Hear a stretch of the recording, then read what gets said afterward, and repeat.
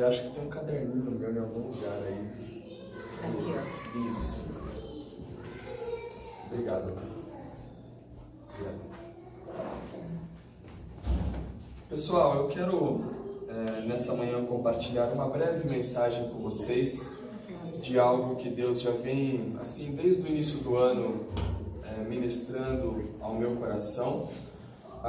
Nós, aqui na Urbanova, a gente, praticamente todos os meses, nós gostamos de trabalhar com temas, né? E esse mês, o Alan, ele está de férias, as merecidas férias de descanso dele, que Deus o abençoe, que ele tenha um período revigorante aí. E nós conversamos, nós vamos fazer temas avulsos no decorrer desse mês de junho, né? E no início desse ano, eu recebi uma ligação do pastor Duvanir, que é o presidente da nossa convenção aqui regional do ABC, Convenção Batista Nacional. E ele falou: Rodrigo, no dia 1º de junho, eu quero que você fale sobre vocação, que foi ontem, né? Só que ele falou isso em janeiro, né? Então quem fala isso para um pregador, coloca uma pedra no sapato muito tempo antes, né? Porque eu estava desde de janeiro já com essa pedrinha no sapato, essa areia no coração, né? E Deus falando comigo algumas coisas sobre vocação. E eu compartilhei essa mensagem sobre vocação ontem, voltada para um grupo de pastores enormes, né?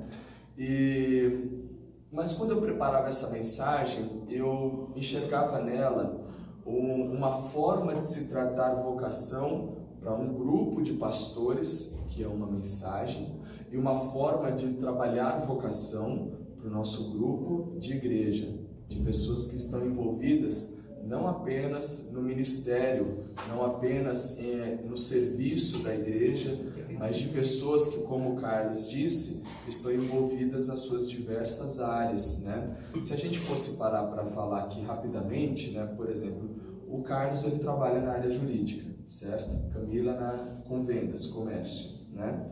A gente tem o Du, que trabalha na área de instalação, manutenção de som, aparelhos automotivos em geral. A Milena, nutricionista. Nós temos a Nilza, que trabalha com essa parte de pilates e toda a parte de condicionamento físico, né? O Thalita, psicóloga. O Fábio também auxilia na parte de coaching e tudo mais. Renato, empresário. A Lu é professora. O Elvis trabalha com a parte de finanças. Nós temos o Luciano, que trabalha na parte de RH. A Vanessa trabalha com seguros de todos os tipos. O Du, ele trabalha na área de tecnologia, a mesma coisa. O Giovanni, que está ao seu lado, e atualmente a Vivian tem se dedicado à maternidade, mas também tem uma vida profissional que trabalhou muitos anos, inclusive na mesma empresa que seu pai trabalhou, né, Vivian? Então, o que isso nos mostra? Que nós estamos aqui falando para um ambiente onde cada uma das pessoas vão sair daqui, e daqui a pouquinho é segunda-feira, né? Daqui a pouquinho vai estar todo mundo inserido nas suas funções, inserido nas suas atividades, exercendo o seu trabalho no decorrer de toda a semana. E a gente fala isso às vezes da boca para fora e não para pensar na profundidade que isso tem.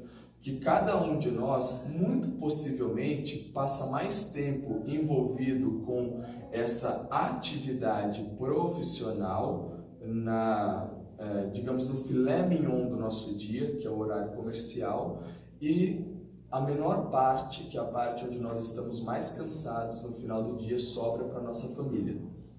Correto? Eu acho que isso acontece com todos nós, né? Então, pensando nisso, eu queria conversar um pouco nessa manhã sobre vocação e vida. Eu quero te convidar a abrir a sua Bíblia ou acessar a sua Bíblia em Atos dos Apóstolos, no capítulo 19.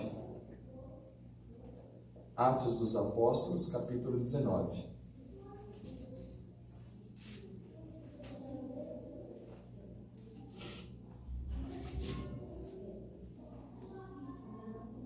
Nós vamos ler a partir do versículo 1 e em seguida a gente vai ler um segundo trechinho, tá?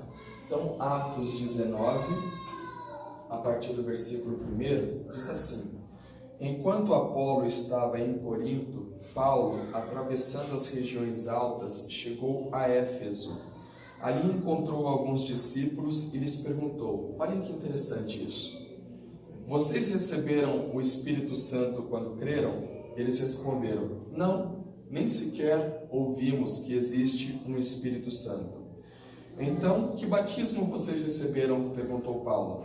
O batismo de João, responderam eles. Disse Paulo: o batismo de João foi um batismo de arrependimento.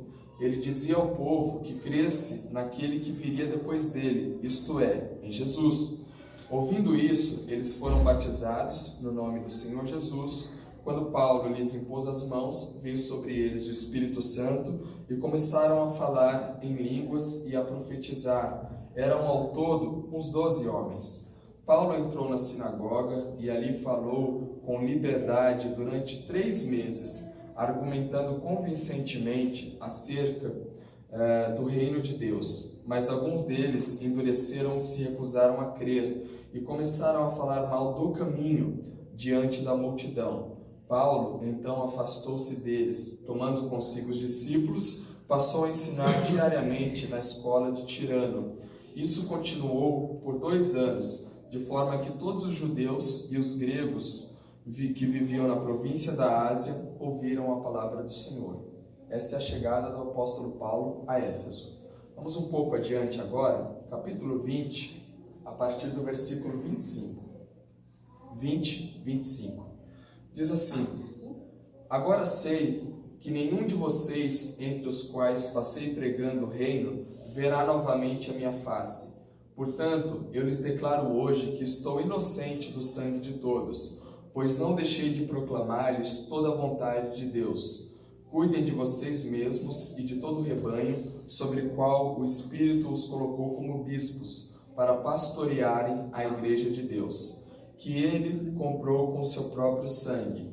Sei que depois da minha partida, lobos ferozes penetrarão no meio de vocês e não pouparão o rebanho. E dentre vocês mesmos se levantarão homens que torcerão a verdade, a fim de atrair os discípulos. Por isso vigiem, lembre-se de que durante 3 anos jamais cessei de advertir cada um de vocês disso, noite e dia e com lágrimas. Agora eu os entrego a Deus e a palavra da sua graça, que pode edificá-los e dar-lhes herança entre todos os que são santificados. Não cobicei a prata, nem ouro, nem as roupas de ninguém. Vocês mesmos sabem que estas minhas mãos supriram as minhas necessidades e as de meus companheiros. Em tudo o que fiz, mostrei que mediante o trabalho árduo devemos ajudar os fracos, lembrando as próprias palavras do Senhor Jesus, que disse: a maior felicidade em dar do que em receber. Até aqui.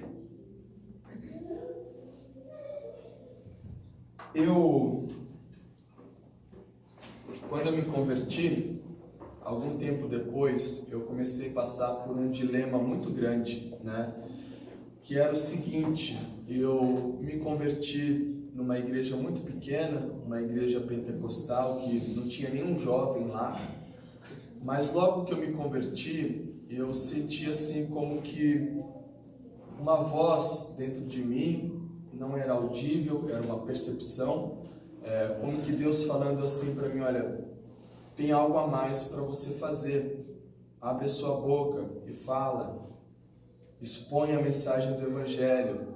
Isso que você está aprendendo, leva adiante. Como se fosse assim, um chamado, uma vocação de Deus para um algo que Ele estava preparando para que eu executasse, para que eu, Rodrigo, exercesse. E o dilema era o seguinte, que na segunda-feira eu estava na minha empresa, trabalhando com servidores, trabalhando com banco de dados, trabalhando com rede, com suporte ao usuário, tudo isso que envolve essa dinâmica da área de tecnologia, que também é a minha área, E aí, eu me lembro que na empresa que eu trabalhava, ela tinha um jardim muito bonito, e às vezes na hora do almoço, depois eu tinha um breve período, eu ficava naquele jardim ali um pouco meditando, refletindo nas coisas de Deus, né? E o dilema era o seguinte: eu falava, Senhor, eu estou aqui trabalhando com um monte de ações em prol dessa empresa, utilizando toda a minha produtividade em prol dessa empresa, quando eu poderia estar fazendo tudo isso, utilizando todo esse tempo de vida e toda essa produtividade para o teu reino, para a tua igreja, para a tua obra. Esse era o dilema que tinha dentro de mim, como que se eu tivesse naquele ambiente trabalhando, desperdiçando tempo e produtividade na minha vida, quando eu poderia estar fazendo exercendo essa mesma produtividade e utilizando esse mesmo tempo em prol do reino e da igreja. Isso durou durante alguns meses, né? E eu convivia com aquilo, quieto, mas continuava executando o meu trabalho. Até que dali a algum tempo, num período de comunhão com Deus e de comunhão com os irmãos, Deus clarificou isso para mim de uma maneira que até hoje eu não consigo explicar, mas que isso me traz uma paz muito grande. Foi como se Deus estivesse dizendo assim: pega todo esse trabalho que você está fazendo, e no meu caso, pega todo esse trabalho que você está fazendo com servidor, com banco de dados, com suporte ao usuário, e usa isso para a glória de Deus, a partir da onde você está, com os recursos que você tem. Sinaliza a Deus no local onde você está. Essa é a sua vocação, levar a mensagem de Deus a partir de onde você está, com os recursos que você tem. E eu comecei a pensar nisso. Olha, é bem verdade que essa minha vocação, ela pode alcançar e se mesclar com a minha vida profissional de tal maneira que eu posso viver essa minha vocação no meu dia a dia, enquanto a minha vida está acontecendo. E isso para mim veio de uma forma tão clara que até hoje a leitura que eu tenho disso é a seguinte: durante essa semana, o meu filho mais novo ficou doente. Por 2 ocasiões nós tivemos que levar ele ao médico. Levamos ele ao médico na segunda-feira e levamos ele ao médico na terça-feira. E a leitura que eu, Rodrigo, faço disso é que na segunda-feira eu me beneficiei da vocação de um médico que nos atendeu. E de que na terça-feira eu me beneficiei da vocação de um outro médico que me atendeu. E se eu fosse esmiuçar isso ainda mais, eu poderia dizer que eu me beneficiei da vocação de enfermeiros e enfermeiras que atenderam a vida do meu filho. E se eu fosse esmiuçar isso ainda mais, o fato de nós estarmos aqui hoje minimamente confortáveis também é resultado de nós estarmos nos beneficiando de alguém que um dia empreendeu dizendo assim: eu vou construir um prédio. E essa foi a sua vocação.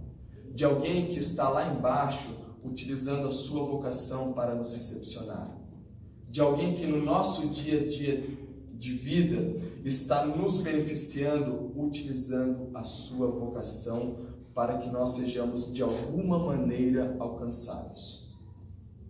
Portanto, quando a gente passa a enxergar aquilo que nós fazemos no nosso dia a dia, carregado com esse significado de vocação, isso é o que Deus tem e está operando na minha vida e através da minha vida no dia de hoje. O nosso dia, ele é mais carregado de significado, porque eu me beneficio do excelente trabalho de psicólogos, eu me beneficio do excelente trabalho de pessoas na área de pilates, eu me beneficio do excelente trabalho de pessoas na área de tecnologia e assim por diante. Então, nós temos esse privilégio de enxergar a nossa vida de uma maneira integral, de que nós estamos caminhando e enquanto caminhamos estamos executando cada um de nós a nossa vocação, e para isso eu quero dar alguns exemplos. O primeiro exemplo é o exemplo de Susanna Wesley. Susanna Wesley, ela era esposa de John Wesley. John Wesley foi o grande pregador metodista. Se hoje nós temos universidades metodistas em São Paulo e em diversos outros países, tudo isso é graças a John Wesley, que começou um grande trabalho na Inglaterra, na Europa e assim por diante, alguns séculos atrás. Mas John Wesley, junto com Susanna Wesley, ele tinha quase uma dúzia de filhos, ou mais, acho que eram 12 ou 14 filhos que eles tinham. E uma vez perguntaram assim para Susanna Wesley, como que, querendo dizer que o que ela fazia era inferior. Perguntaram para ela, olha, o seu marido, ele está por aí desbravando, pregando e fazendo uma obra grandiosa, e você, qual é a sua vocação?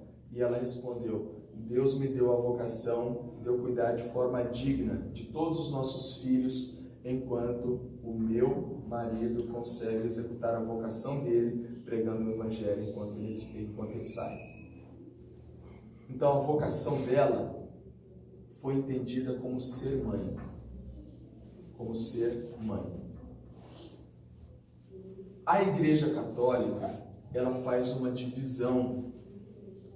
Vocação para a Igreja Católica é a vocação clerical, é a vocação do sacerdote, é a vocação daquele que segue uma formação, uma trilha de formação religiosa e vai adiante naquilo. Vocação para os protestantes não são isso, não é isso. Vocação para nós não é isso. Vocação para nós é exercer a vontade de Deus, ser sal da terra e luz do mundo naquilo que nós estamos fazendo, a partir de onde nós estamos, com os recursos que nós temos. Conta-se que uma vez um sapateiro se converteu e chegou para Martinho Lutero e perguntou assim, Lutero, e agora? O que eu faço? E naquela época, bem no período de divisão entre os católicos e os protestantes, a pergunta desse sapateiro era a seguinte, eu me converti, e agora? O que eu faço? Eu tenho que entrar no seminário, eu tenho que fazer teologia, eu tenho que virar padre, pastor? Qual o caminho que eu tenho que percorrer? E a resposta de Lutero para esse sapateiro foi, você faz o seguinte, faça o melhor sapato e venda pelo preço mais justo possível. Essa foi a resposta. Essa é a sua vocação. Que pode se mudar. Talvez daqui a alguns anos aquele sapateiro já não era mais sapateiro, era leiteiro. Então produza o melhor leite e venda pelo preço mais justo. Sinalize a partir de onde você está, com os recursos que você tem, o reino de Deus. O nosso trabalho, a nossa vocação, a nossa vida, o que nós fazemos é carregado de significado. E eu estou puxando aqui para a vida profissional, mas nós poderíamos abranger essa vocação para outras áreas da nossa vida, porque eu poderia dizer assim, que é vocação para mim ser pai, e é vocação para mim ser filho. E eu particularmente, eu até de vez em quando puxo a orelha dos meus pais e falo, meus pais, se eu não ligo para vocês, vocês não me ligam? Mas eu tenho que dar esses inputs de ligações para eles, que estão lá em Minas Gerais, porque essa é a minha vocação de ser filho. E existe uma vocação de ser mãe, e existe uma vocação de viver em igreja, e existe uma vocação que está sendo trabalhada em cada um de nós enquanto nós vivemos. A gente não pode viver nessa dicotomia de pegar essa palavra vocação e sacralizar ela e colocar purpurina religiosa nela e dizer assim: vocação é apenas restrita àqueles que estão cercados pelo ambiente da igreja, que vivem de ministério e que disseram sim a um chamado pastoral ou algo do tipo. Não! A vocação de Deus, ela é dada a todos nós que aqui estamos e a todos nós que confessamos o nome de Deus e queremos, a partir de onde estamos, com o recurso que nós temos, sinalizar o reino dele por onde nós andamos. Amém? Amém. E nesse trecho que nós lemos aqui, acontece o seguinte: o apóstolo Paulo, ele estava no curso da sua vocação. Ele não estava no início da sua vocação. O início da sua vocação havia acontecido anos antes. Ele estava no curso da sua vocação. Agora o apóstolo Paulo, ele já estava na sua terceira viagem missionária. Estudiosos dizem que ele fez apenas 3 viagens missionárias, e há estudiosos que dizem que talvez ele tenha feito 4 viagens missionárias. Mas fato é que nesse momento ele está na sua terceira viagem missionária. E viajar naquela época não é tão simples quanto hoje. Viajar naquela época dependia de navio, de barco, dependia de cavalo, dependia de andar muito a pé, e ele estava no curso da sua vocação. Paulo estava ativo na sua vocação, Paulo estava ativo no seu ministério, a vocação de Paulo estava vibrante na vida dele. Ele não estava amortecido, ele não estava numa situação de paralisia, de aposentadoria, de quem aposenta e morre. Não, ele estava vibrante naquilo que ele estava fazendo. Ele queria executar aquilo que ele estava querendo fazer com excelência. Ele queria fazer o melhor. O melhor. E Paulo, ele nos apresenta aqui alguns desafios para aquele que quer fazer o melhor com a sua vocação. E isso atinge a todos nós.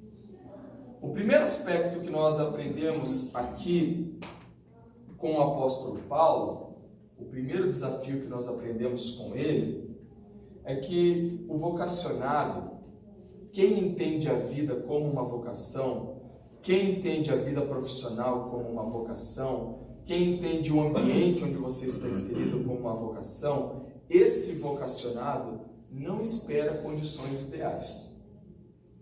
Vocacionado não espera condições ideais, porque podem ser que essas condições ideais nunca surjam. Olha o que diz aqui no versículo 19, no capítulo 19, versículo 2. Diz assim: ele lhes perguntou: vocês receberam o Espírito Santo quando creram?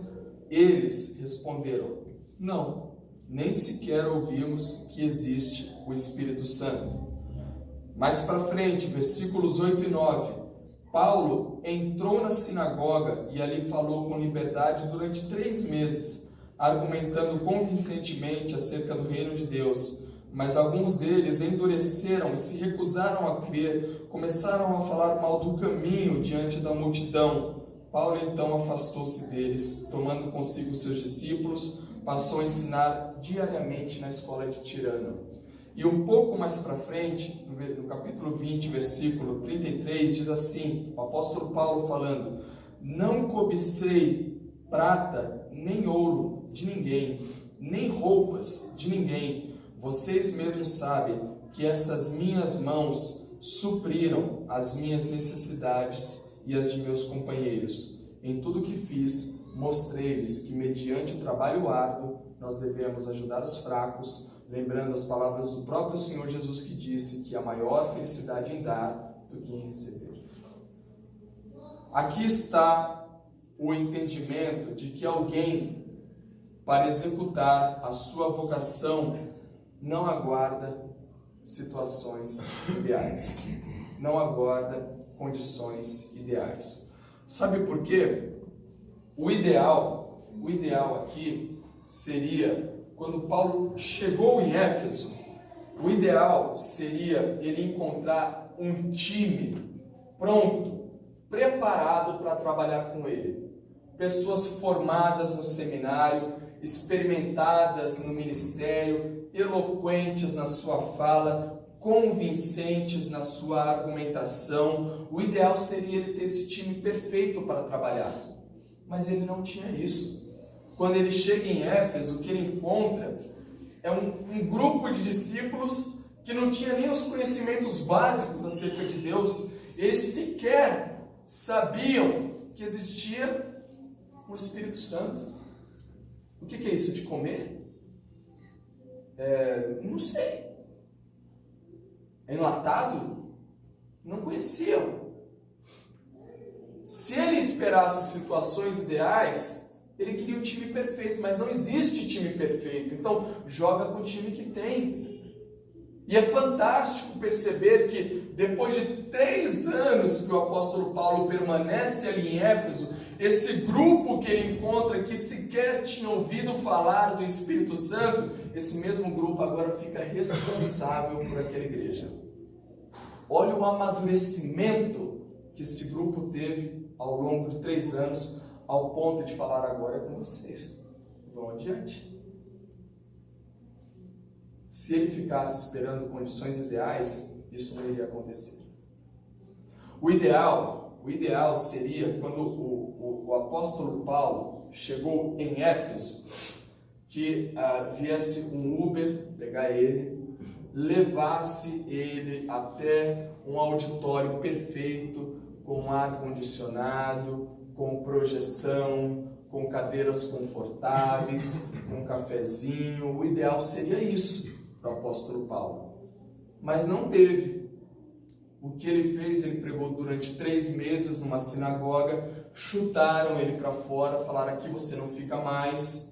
E a partir dali, então, ele encontrou uma escola onde ele começou a ensinar. E ele estava ensinando ali naquela escola. E ele ficou ali durante algum tempo ensinando. Quando não foi mais permitido para ele usar aquela escola, ele saiu e começou a ensinar de casa em casa. E quando as casas já não mais comportavam ele começou a ensinar publicamente nas praças. Se ele ficasse paralisado, esperando um local ideal, o evangelho não teria chegado onde chegou naquela região. Mas ele utilizou os recursos que ele tinha, a partir da onde ele estava, não ficou paralisado e foi adiante.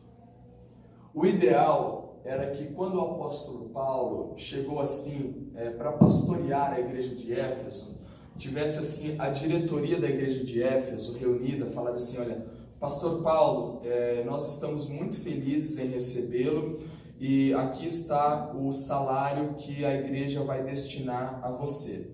É um salário digno, com benefícios e com plano previdenciário para você, pastor Paulo. O ideal seria isso, mas não foi isso que aconteceu. E ele mesmo diz que as mãos dele trabalharam para suprir as necessidades dele e dos companheiros dele. Se ele ficasse aguardando situações ideais, não iria avançar, não iria adiante. E eu penso, meus queridos irmãos, irmãs e amigos e amigas, que se nós ficarmos aguardando e esperando condições ideais, pode ser que essas condições nunca apareçam e que nós não comecemos a alçar novos voos. Sabe por quê? Quem entende a vida como uma vocação, quem entende a vida profissional como uma vocação, vida em família como vocação, e tudo isso que a gente falou como vocação, anda no ritmo de Deus. E o ritmo de Deus está na frente. O ritmo de Deus é como se o ritmo de Deus estivesse aqui, ó. E as condições ideais, elas estão aqui. O vocacional, ele anda no ritmo de Deus. E Deus é sopro. E ele vai. O vocacionado vai. Ele vai crendo e vai na fé de que um dia essas condições ideais vão alcançar. E essas condições ideais, elas demoram para chegar. Não é da noite para o dia, porque o vocacionado ele vai no ritmo de Deus, mas as condições ideais elas vão no ritmo do homem. Porque para as condições ideais acontecerem, depende de um monte de engrenagem funcionando. Depende de aluguel de espaço, depende de comprar móveis, depende de comprar um carro, depende de mobiliar uma casa, depende de conseguir um financiamento, depende de N situações para que as condições ideais cheguem. Mas o vocacionado ele já está lá na frente. Ele está indo. Porque o vocacionado, nesse ritmo que ele vai andando de fé em fé. É de pouquinho em pouquinho. E aos poucos essas condições vêm chegando. Me fiz claro? Amém? Então, nós podemos andar nesse ritmo, crendo que Deus vai suprir. O apóstolo Paulo, não esperando condições ideais, esteve desde o primeiro dia que ele chegou ali em Éfeso, envolvido com gente, trabalhando pessoas. Não esperando condições ideais, desde o primeiro dia ele esteve pregando o Evangelho. Não esperando condições ideais, ele esteve desde o primeiro dia formando um grupo de discípulos que depois ficou responsável por aquela igreja. Não esperando condições ideais, ele foi lá e fez. E executou. Então, o primeiro desafio para nós que queremos enxergar a vida como uma vocação de Deus para nós, é assim, não dá para ficar esperando condições ideais. Porque isso é muito perceptível em períodos e anos de eleição, né? Aqueles que projetam uma expectativa muito grande de que as condições ideais virão a partir de um novo governo. E não vem, pessoal. Não vem para o Brasil e não vem para país nenhum. As condições ideais, elas só são alcançadas à medida que nós desbravamos e vamos adiante. Amém? Amém. Um segundo desafio, e eu fico nesse aqui, é que o apóstolo Paulo nos apresenta, é o desafio que nós temos de colocar o pé na terra. Coloca o pé na terra. E aqui nós enxergamos esse desafio no capítulo 20, nos versículos 25 em diante, em que o apóstolo Paulo está na seguinte situação. Ele diz: agora sei que nenhum de vocês, entre os quais passei pregando o reino, verá novamente a minha face. Portanto, eu lhes declaro hoje que estou inocente do sangue de todos, pois não deixei de proclamar-lhes toda a vontade de Deus. Cuidem de vocês mesmos e de todo o rebanho sobre o qual o Espírito Santo os colocou como os bispos para pastorearem a igreja de Deus, que ele comprou com seu próprio sangue. Coloca o pé na terra. O que isso quer dizer? O apóstolo Paulo esteve durante 3 anos com aquele pessoal. E o que estava acontecendo agora era como se Paulo estivesse passando o bastão, falando assim: olha, agora é com vocês. Estou tirando o meu time de campo e agora é contigo. O apóstolo Paulo estava passando o bastão para aquela equipe e falando assim: olha, agora é com vocês. E recentemente me compartilharam um post que eu achei muito legal e acho que pertinente para isso que nós estamos falando, que diz assim, que toda história de sucesso, ela tem começo, medo e fim. É bem possível que quando o apóstolo Paulo passou o bastão para aquele pessoal, teve frio na barriga, teve calafrio. Paulo vai embora, agora é com a gente. Vamos pastorear. Como que a gente vai fazer? Como que a gente vai se organizar? O que a gente vai ensinar? O que eu vou dizer lá em casa? O apóstolo Paulo foi embora. Agora é com a gente. Mas quando chega a hora de ser com a gente, comigo e com você, o que nós precisamos fazer é põe o pé na terra. Põe o pé na terra e vai.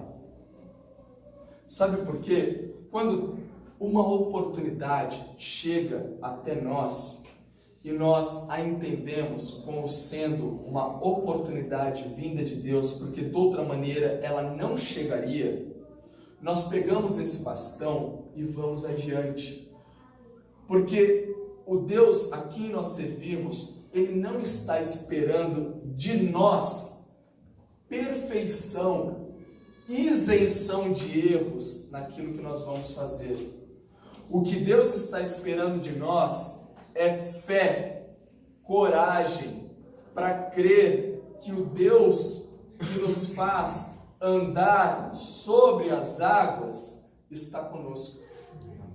Que apesar de toda e qualquer dificuldade que possam surgir, mecanismos para superar essas dificuldades surgirão e Deus nos fará também entender essas portas de escape que Ele está abrindo e nós superaremos essas dificuldades para a honra e glória do nosso Deus. Amém? Obrigado, Lucas.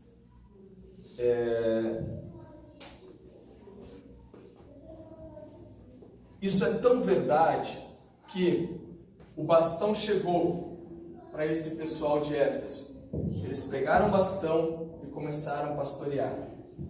Anos mais tarde, o apóstolo Paulo escreve uma carta aos Efésios, essa igreja. E essa carta aos Efésios, Paulo está corrigindo um monte de erros que essa igreja está cometendo. E anos depois, o próprio Senhor Jesus envia uma carta à igreja de Éfeso através do Apocalipse. E o Senhor Jesus está corrigindo erros dessa igreja de Éfeso, mostrando que o que Deus espera de nós não é isenção de erros, pessoal. O que Deus espera de cada um de nós é um coração molinho, assim, disposto e sincero de falar: Senhor, eis-me aqui. Eu não vou ser perfeito. Eu vou errar quando esse bastão chegar em mim, mas eu vou fazer da melhor maneira que eu posso, com os recursos que eu tenho, crendo que Deus tem suprido as minhas necessidades dia após dia. Eu vou desbravar, eu vou aprender, vou errar, eu vou ganhar, eu vou perder, vai ter vitória, vai ter lágrima, vai ter choro, vai ter riso, vai ter tudo isso, mas entre tudo isso vai ter um processo de amadurecimento e um processo de confiança em Deus que vai a cada dia mais se estreitando com o Senhor. Ao ponto de, passado algum tempo, você olhar para trás e dizer assim, igual disse Jó: olha, Deus, passamos poucas e boas juntas. E hoje eu posso dizer que antes eu te conhecia só de ouvir falar. Agora eu sei que o Senhor está comigo. Porque se não fosse o Senhor, esse bastão tendo chegado à minha mão, ele teria caído. Amém? Amém. Deus está conosco. Outro dia, pensando um pouco nessa questão de desbravar,